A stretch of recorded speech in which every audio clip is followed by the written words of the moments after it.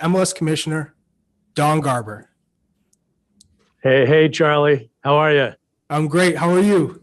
I'm doing good. It's good to see you. You got a great setup there. I like the microphone. Thank I you. need one of those things, and I love the guitar in the background. You're looking good. Special times. After a uniquely challenging year for MLS and all sports leagues in 2020, now that we're just days away from the start, how are you feeling about the league's 26th season? I'm feeling really good, Charlie. The story in MLS has always been about momentum. More teams, more stadiums, more fans, more players, and players that are, representing all the exciting activity that takes place on the field. And, we had the momentum going into last year. And then clearly that got put on pause a bit with the pandemic. And now that momentum is kicked back. I was just in Austin the other day. We'll talk about that. Our 27th team coming into the league with a beautiful new stadium. Lots of excitement and activity in that market. We've got 3 new stadiums, Austin and Cincinnati and Columbus coming in. A lot of exciting stories with new players. There's momentum. And I think if I could just start with 3 things: momentum. Those are the things that have me most pumped up about season 26. Austin FC plays its inaugural season in 2021. Very recently, as you addressed, you visited the club in its new stadium. Why do you believe Austin is a great addition to MLS? When we've been thinking about Austin, Charlie, for years. I was down there and I said, it was 10 years ago that I had my first meeting with Mayor Adler. I was down speaking at a U.S. Council of Mayors meeting that was at South by Southwest, and a bunch of the mayors in new markets that we were having in Philadelphia and Minnesota that were all thinking about Major League Soccer all brought me and said, hey, why don't you talk to a bunch of other mayors? I met Steve Adler there, and many years later, we now have a new team. Fits the brand of Major League Soccer. You'll speak with Matthew, or people will hear from Matthew later today. This is a city on the rise that marries perfectly with a league on the rise. There's so much energy. There's so much pent-up demand in that city. And you think about the fact we're the first professional sports league to be in that city. And I think as a league, I like to think of us as a league of first, certainly in the soccer world. 15,000 season tickets sold, 15,000 or so on a waiting list, beautiful new stadium. I can't be more pumped up to see Austin FC coming in this year. Can't wait for attending the opening match on June 19th in their new stadium as well. Well, I can't wait to make my first trip to Austin, so I'll be looking forward to that. 2021 also brings the opening of new stadiums for Cincinnati and Columbus, while Charlotte joins the league next year and St. Louis comes aboard in 2023. What are your thoughts on the new stadiums, and how are things progressing in St. Louis and Charlotte? This is a league that we built brick by brick. The foundation of the league is, it sort of started with, how do we get a Division I professional men's league in the United States post the World Cup in '94. 25 years later, we built many teams. We built a fan culture. But the real story in many ways, Charlie, is building soccer stadiums. I remember attending our first match in the Meadowlands and watching the MetroStars play at that time and seeing that cavernous building and sitting down with Ivan Gazidis and Mark Abbott and Sino Galati and saying, at some point, we're going to have our own buildings that will be the next generation of what Lamar Hunt did in Columbus in 1998. And here we have with dozens of new stadiums. And every year they get taken to a new level. I saw that when I toured Austin last week. You're going to see that in Cincinnati, right in the West End.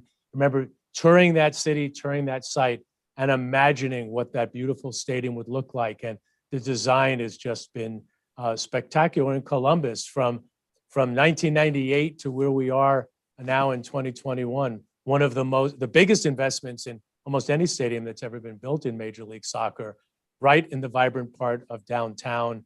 Those 3 new stadiums this year and opening up in the spring and then in early summer, I think we'll have everybody empowered by what we're doing to build this league with great buildings, celebrate the game, give our players an opportunity to perform in cathedrals, and give our fans an opportunity to celebrate in homes they can call their own.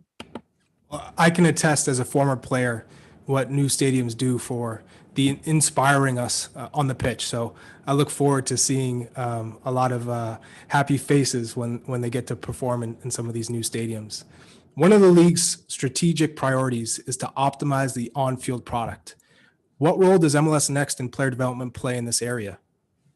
Well, it starts with, and I was thinking about, how to talk about the product in this interview, Charlie, and the various iterations of what happened in Major League Soccer when it was created in the early years, and you have Jorge Campos and you have Roberto Donadoni and these big name international guys. And then the league continues to develop. The World Cup comes in 2002 and the MLS Strike Force with Brian McBride and Landon and Clint Mathis. And we started building around, these Americans that were going to star in the World Cup.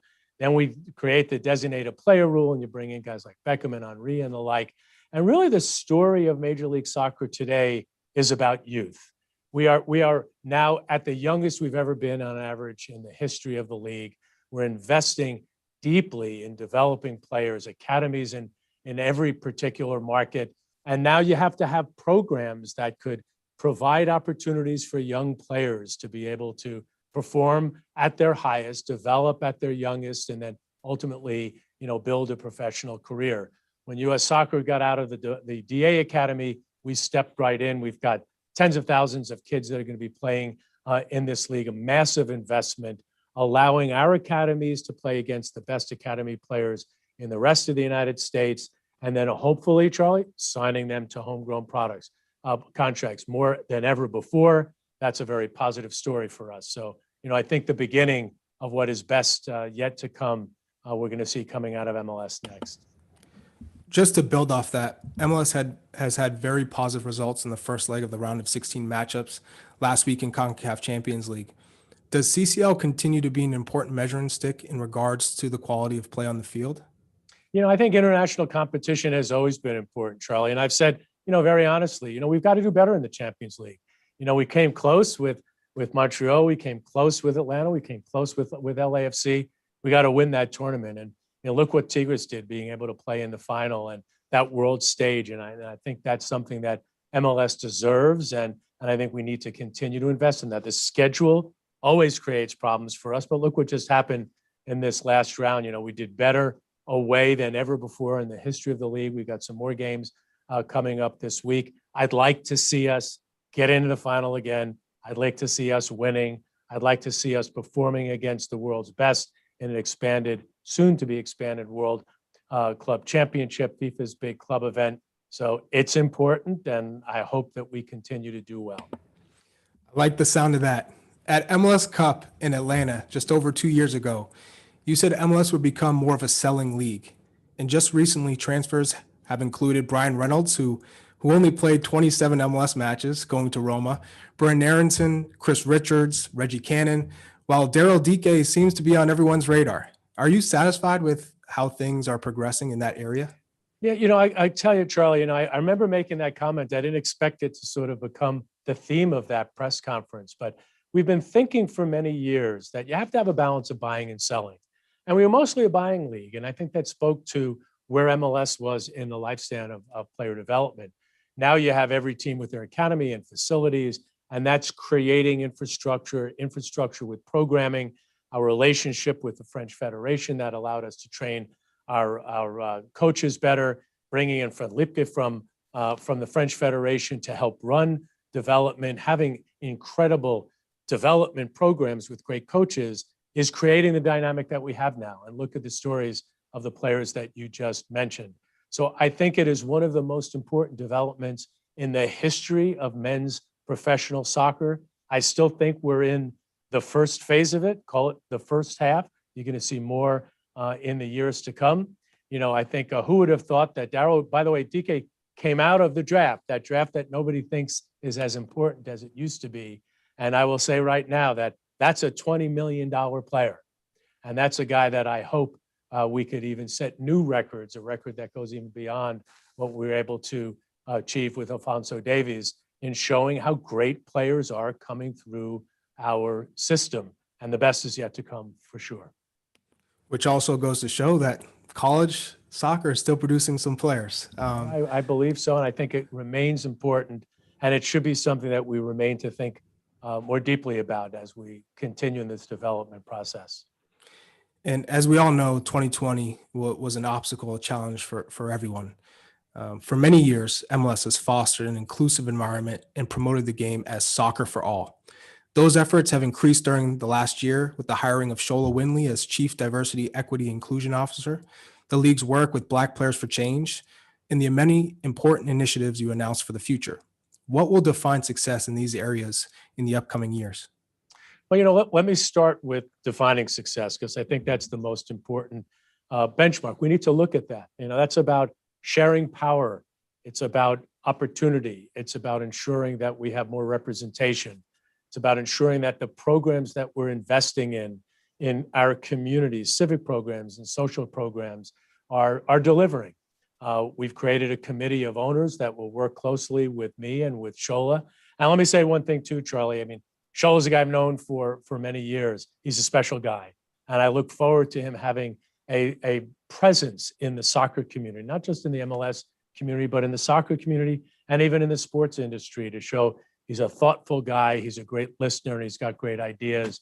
And he will have the power and influence to be able to sit around the table with ownership and with my key senior staff and try to have us invest in and do and support programs that will continue the support that we've been doing and the program we've been doing in the past, Charlie. We are the League for a New America. That's been our brand way before there's been so much attention in this area. So I'm excited about it. I'm committed to it. And I look forward to being able to talk to you a year from now and say, here are the handful of things that we achieved with Shola's programs, with our relationship with Black Players for Change, the relationship with the other programs like SCORE that represent ideas and influence in this important area for us. That's great to hear. The industry is intrigued by the prospects of your next media rights agreements in 2023. What are your thoughts on this topic, and can you share some insight into your expectations? Sure. I'll start with great relationships. ESPN, Fox, Univision, TVA, TSN, our international broadcasters all believe in Major League Soccer. So I'm excited about the opportunity to be able to work with them on what this looks like in the future. And as the future shifts, and I'm sure somebody will ask look for more deep information on this, Charlie, this is a good time to be in the content business. We have a young fan base. They're digitally native. They're looking to access their programming and to find ways to interact with it, whether that's through data or sports betting, as people go more over the top and start looking at ways to absorb sports events beyond the traditional means. We couldn't be in a better time. We're very excited and empowered by what our new media deal will look like. Well, I know I'm excited being on this side of things.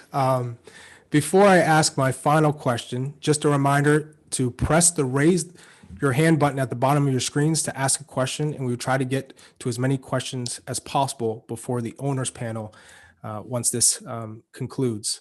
So, Commissioner Garber, with that being said, with the 2026 World Cup hosted by the US, Canada, and Mexico, the season starting this week kicks off a 5-year path of continued prominence for MLS.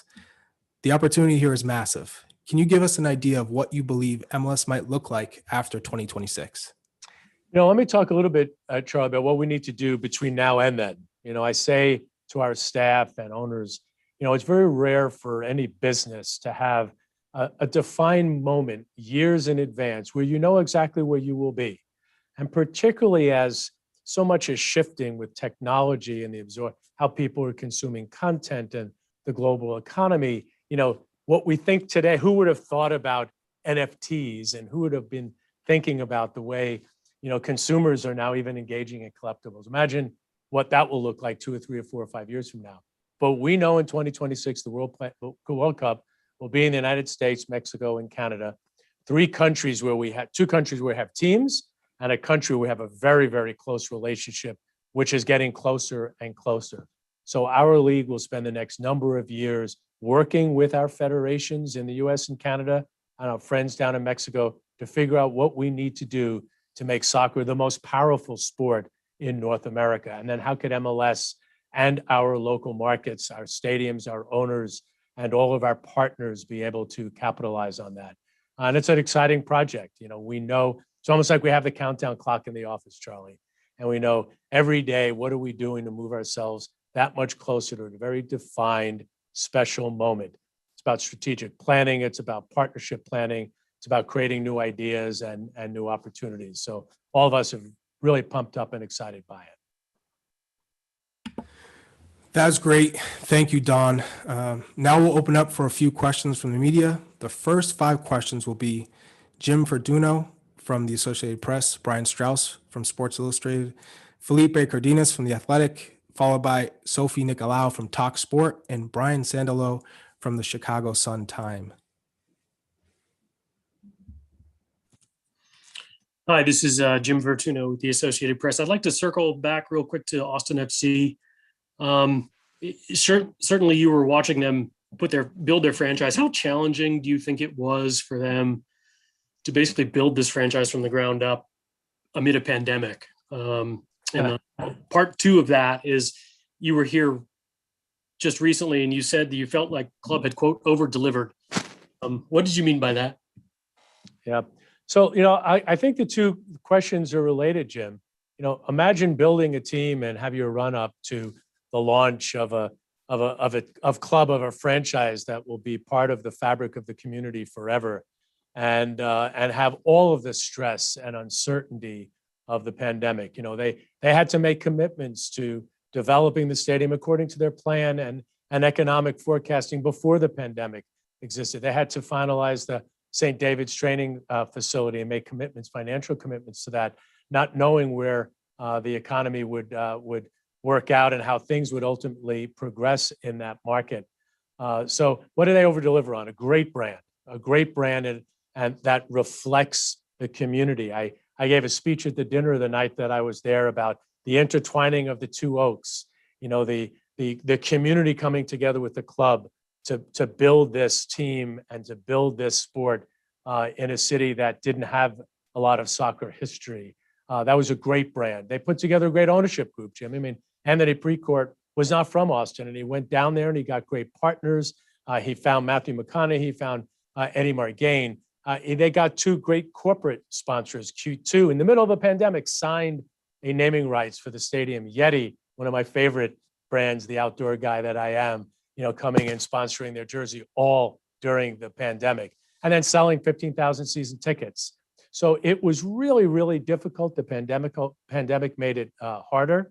The over delivery is just, it seems so perfect for the city.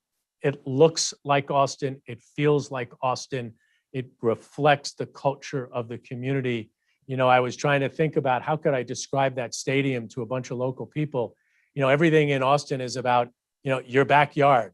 You have great barbecue in your backyard. You have music in your backyard. You have friends and family there. And that stadium kind of feels like it reflects that backyard culture. Over-delivered, excited for them. Hats off to Anthony Precourt, who, has done a wonderful job. Brian Straus.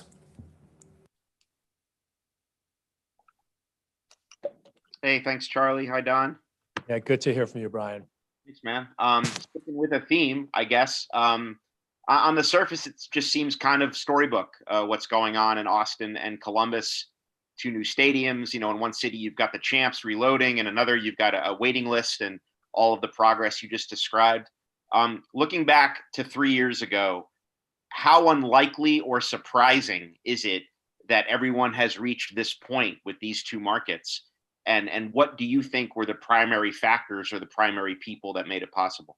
Yeah. So, Brian, I think a lot about how sort of out of crisis comes opportunity, and out of challenge that really tests, leadership and their ability to sort of empower everybody around them to have optimism and confidence. By the way, at no time did that get more tested than during the pandemic. I would speak to owners a lot and say we have to spend most of our time ensuring that we can get through this, but some of our time ensuring that we could move forward. And I remember during all of the challenges that we had in Columbus and how complicated that was, believing that we would get through it and we would get out on the other end in a way that would be positive for every stakeholder. positive for the fans, most importantly in Columbus and ultimately in Austin, positive for the two cities, positive for our league. And it wasn't easy. You know, we took a lot of bullets, if you will, a lot of shots from a lot of people. And there was a lot of tension during that process. But almost everyone who was involved showed leadership. You know, the elected officials showed leadership, the mayor, Alex Fisher, who is a guy that in the beginning I probably didn't get along with so well. And now I'm a buddy of his. And I think without Alex's stick-to-itiveness and with his creativity, we're not here today. The courage that Anthony showed to get through this and ensure that he was managing the transition properly. And then, you know, what could I say about the Haslams? You know, to be able to have a brand new ownership group come into a city connected to their other investments that they have in Ohio, and to build a state-of-the-art facility, have a team that they took to the championship. While I don't know that everybody will ever look at the commissioner like that locally and feel great about it, that's okay. But I know that everybody went through this and feels really, really good about the outcome. I remember being on the field with Jimmy and Dee and saying to them, hey, you should really cherish this. Not that many owners come in and after a year, they're lifting, you know, the Phil Anschutz trophy, but I think they're gonna have a great team. They're gonna have a great stadium. They're gonna have a great fan base to build. And I know I feel the same way about what we've been able to achieve in Austin. The most complicated thing that I've ever had to chart through, but thanks to a lot of people who work really hard, we're in a good spot. And I feel very, very happy about that. Felipe, your line is now open. Thank you, Charlie. Good afternoon, Commissioner. How are you? Good to see you, Felipe. Likewise. So I had the opportunity to speak with your counterpart in Mexico, Mikel Arriola, president of Liga MX. He's very bullish on the possibilities and the opportunities that will present themselves between two leagues to play closer together. Like you just mentioned, the relationship is getting closer and closer. Could you expand on that? And does the fact that both leagues are coming out of a very difficult 2020 financially, does getting closer together, working closer together to perhaps recoup revenue lost from 2020, does that accelerate Major League Soccer's plans to work in conjunction with Liga MX? You know, Felipe, it's a good question. I don't think the momentum in the partnership is affected by the pandemic because we've been working on it for so long, and we continue to try to find the right way to deliver a value for fans and for partners that could, in many ways, also work with CONCACAF so that this region can stand toe-to-toe with the rest of the world. That's really what our objective is. There's no reason why this region, North America and CONCACAF overall, shouldn't be as strong and as valuable as CONMEBOL, as CAF in Africa, or as UEFA in time. And the only way to really do that is to create meaningful competition amongst its top clubs, no different than you see in Europe or you see in South America. And we got to walk before we run. And that's what Leagues Cup is. That's what Campeones Cup is all about. That's what our mutual commitment to CONCACAF about trying to get the right schedule and the right engagement and the right opportunities with the Champions League. And as we see more and more value coming out of that, ultimately, I think we could move closer and closer to the kinds of things and kinds of relationship that everybody's looking for. That's meaningful competition. I'm excited about our conversations with them about an expanded Leagues Cup. I'm excited about what a Campeones Cup could look like when more and more people are paying attention to our winner and their winner playing in a tournament. I mean, in a championship format. So the future is bright, and we're going to continue to be committed to working together. Sophie, your line is now open. Cheers, Charlie, and thanks, Commissioner Garber, for taking my question. Thank you, Sophie. One day when you hang up your boots, being commissioner of the league, and you sit and reflect on your own legacy, what do you think will be your single greatest achievement and your proudest accomplishment? Well, it's it's an interesting question, Sophie. It's funny. Particularly now we're thinking more about what we need to do over the next 12 and months, and then leading up to the World Cup, than sort of thinking back on what the legacy would look like. If I had to come up with one thing, though, I remember early on when I came into this job. It's now 22 years ago.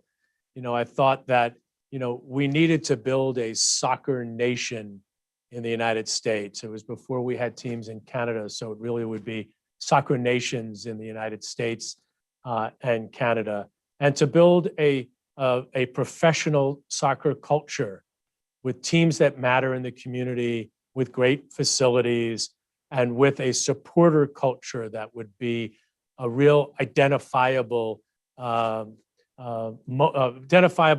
if you will, for our league. And I think we're getting there.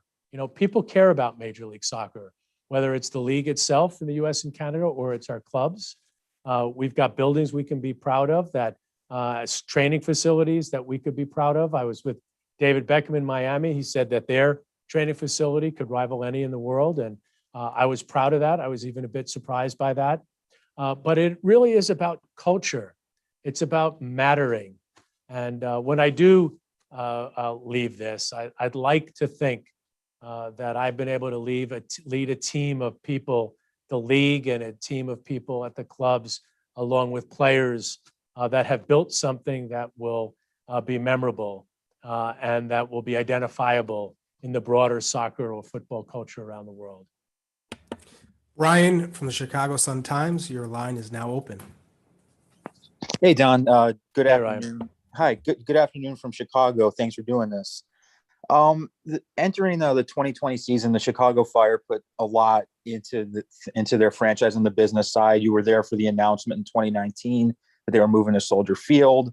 It looked like they were tracking to fill Soldier Field for their home opener last year, and then the pandemic hit. So how did the Fire kind of recover the momentum they had on the business side entering last season? And how did, coming off of, frankly, what was a lost year for them through no fault of their own. So how did they rebuild that momentum they had in an environment that's still sort of uncertain because of the pandemic? And how important is that for the league to reignite a Chicago market that is needed to be reignited for a while? Yeah. Well, listen, it was disappointing and even heartbreaking when the pandemic hit, and they couldn't fill that stadium, which they had plans to do, and I believe they would have done. It would have been a great relaunch of the Chicago Fire, leaving Bridgeview and going down to Soldier Field.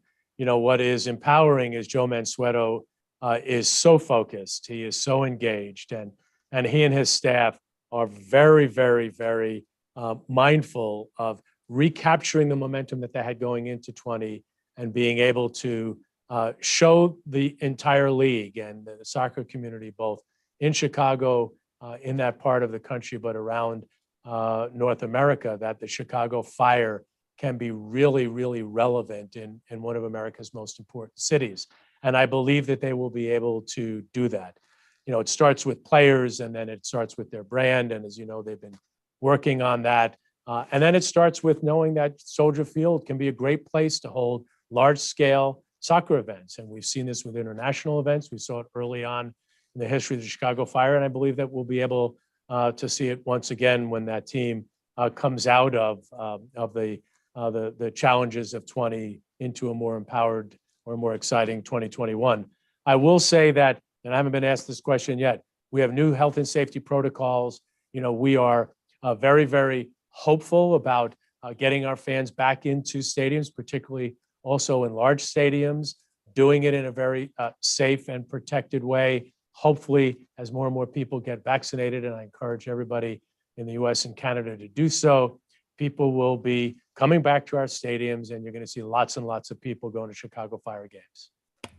Kyle, your line is now open.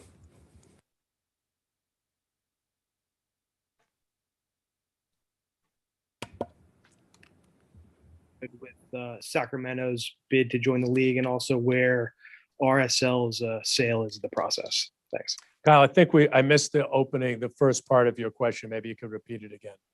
Yeah, the first part was if you could provide an update where things stood with Sacramento, and then the RSL update as well. Sure. So, on Sacramento, I'd call this expansion project there leading up to this season as a COVID casualty.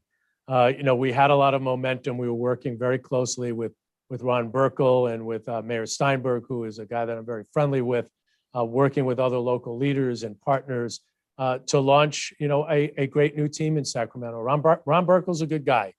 And, he had to face enormous economic challenges that were created by the pandemic, with costs rising dramatically with the rail yards project and other factors that created pressures on him that ultimately had him decide to walk away.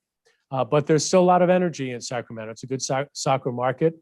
Mayor Darryl Steinberg is very focused on trying to put another ownership group together. We're going to work with him to see what can be achieved, if another group can come together and reach an agreement with the city and with others to be able to bring a team there. But right now there are other markets that we're looking at, and people are, I'm sure, expecting that, whether that be Las Vegas or San Diego, or whether it be Phoenix. And we'll see where all of them, how all those develop to see who can be our 30th team.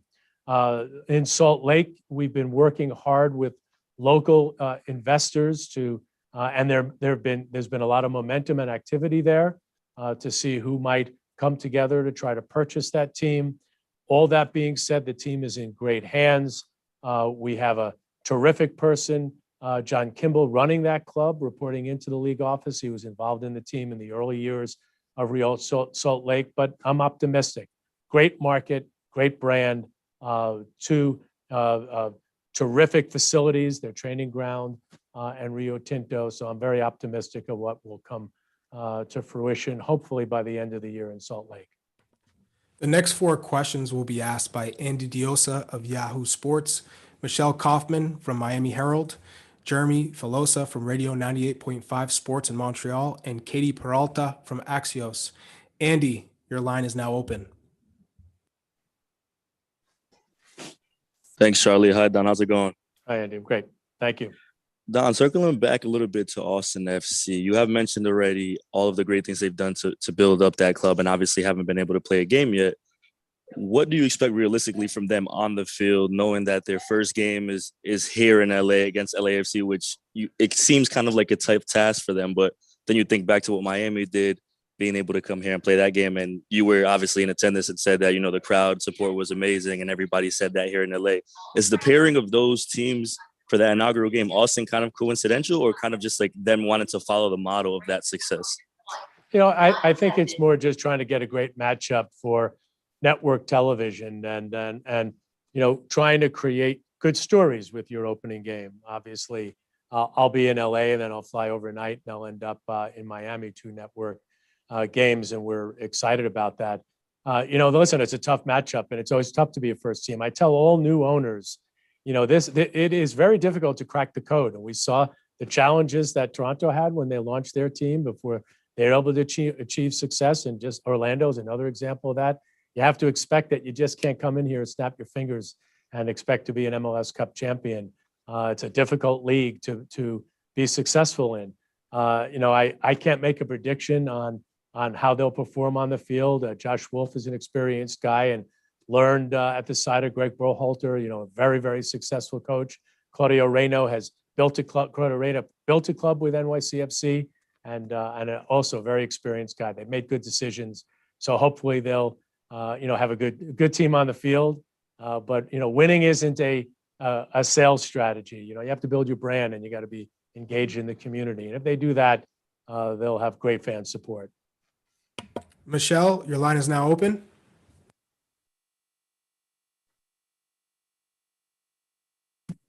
Hey, Don.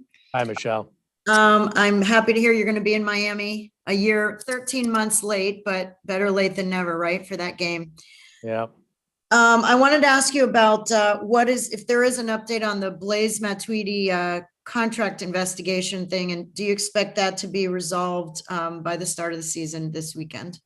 It will be resolved by the start of the season. The Inter Miami will be roster compliant by the start of the season, as will all 27 teams. But the investigation is ongoing. It's wrapping up, Michelle, and we could expect in the next couple of days, we'll be announcing what our findings are. Jeremy, your line is now open. Thank you. Bonjour from Montreal, Commissioner Garber. Thanks again Bonjour. for taking my question.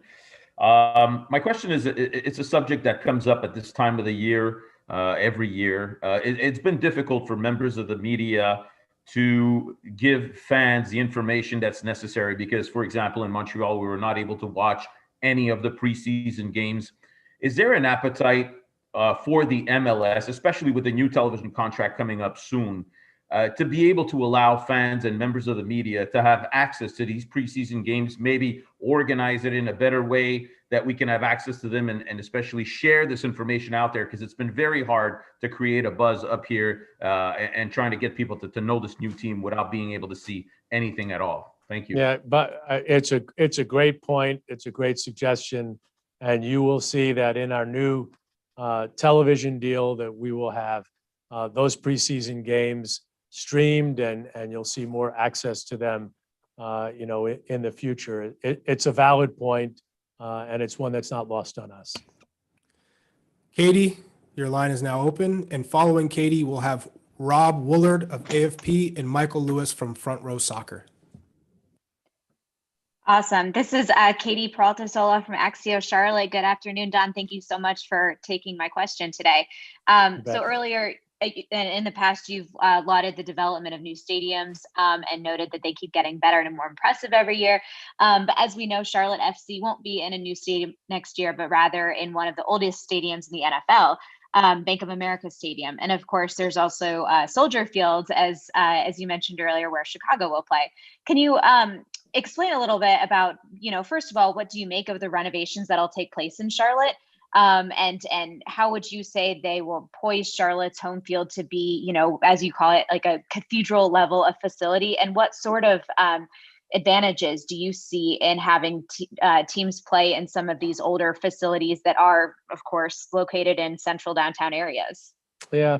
So, it's a very good question. I think it goes back to the question that was asked earlier about, what does it all look like? What's the legacy look like? And I think the story in MLS is constantly trying to reevaluate our plan to ensure that we could make the right decisions and make the right investments to move the league forward.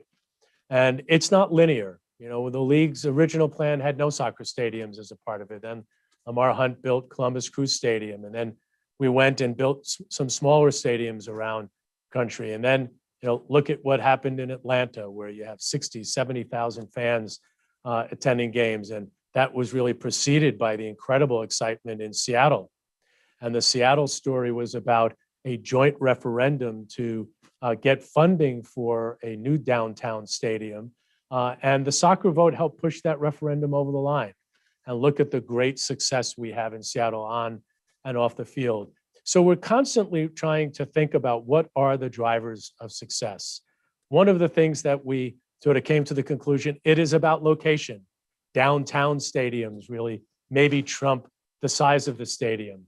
And then you look at where we are in Kansas City or where we are in Austin. That stadium's not in downtown. It's arguably in the new downtown in the Domain area, which is very, very vibrant and lots of people who are working, living, and playing. So we continue to evolve our thinking. And teams and owners need to make the decisions that will ultimately work for their fans and create the formula for success that is driven by the need for relevancy. And sometimes relevancy is more about downtown than it is about the size of the stadium. And by the way, the two things that work in relevancy in our large football stadiums right now in Seattle and in Atlanta, they're downtown. So we made the decision in Chicago to move back to Soldier Field because we thought it would make the team more relevant, and I believe it will. You marry that with the commitments that Joe Mansueto as owner will make, and I'm convinced that that will be the formula for success. And then with Charlotte, it was very similar. David Tepper and his team of people said, this is the place where we will be able to drive success. And by the way, they have 30,000 season tickets sold. And that in and of itself is going to speak to large, fan base. We played downtown in Nashville in our opening game. We had 66,000. They're building a large stadium that is just a mile or so from downtown. So all of this stuff, I think, is driven by what we think will make the team the most successful in the local market. The second part of the question is, David Tepper is a smart guy. His team is well experienced. They will make the renovations that they need to make as part of their expansion agreement to ensure that that stadium will be appropriate for an MLS environment. I've got a lot of confidence in he and his team, and you can see the evidence by fan support. I'm very confident we'll be successful there. Rob, the line is open. Hi, Don. Hello there. So, Don, I wanted to ask you about the conveyor belt of talent that has been produced recently by US Soccer. And I wanted to get your thoughts on how much of that is attributable to the partnership with the French Federation, started in 2013, I believe it was. And the second part of the question is, how comfortable are you about the fact that a lot of these players are heading off straight to Europe early in their careers? And at what stage would you like to see it? Would you like to see players remaining in the US? Well, it's a balance, and it's interesting. I've not quite heard about the conveyor belt. It's an interesting, analogy or illustration of what's sort of happening with the numbers of players who are developing their careers here and then moving sometimes straight abroad, and many times through our academies and then abroad. Right now, the vast majority of them are coming through our academies, and I think that's a positive development. It speaks to them getting their legs. I mean, Brandon Aronson is an example of that. Plays in an academy, plays for the Philadelphia Union, and goes and is starting over in the Bundesliga. Tyler Adams, I mean, I can give you countless examples.